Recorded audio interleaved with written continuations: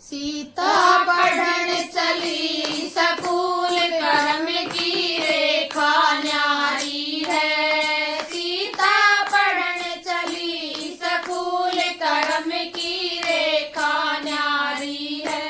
कर्म की रेखा न्यारी है। कर्म की रेखा न्यारी है।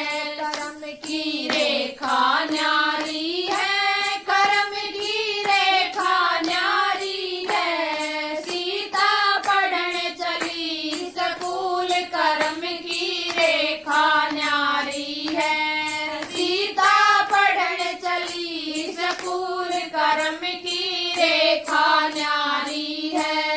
राह चलते के बाबा मिल गए। राह चलते के बाबा मिल गए। उन्होंने देखा उनका हाथ कर्म की रेखा न्यारी है। उन्होंने देखा उनका हाथ कर्म की रेखा न्यारी है। सीता पढ़न चली सकूल कर्म की रेखा न्यारी है। सीता पढ़न चली सकूल कर्म की रेखा न्यारी है। 12 बरस बेटी राज करेगी। 12 बरस बेटी राज करेगी। करेगी 14 बरस वनवास कर्म की रेखा न्यारी है। करेगी 14 बरस वनवास कर्म की रेखा न्यारी है। सीता पढ़न चली सकूल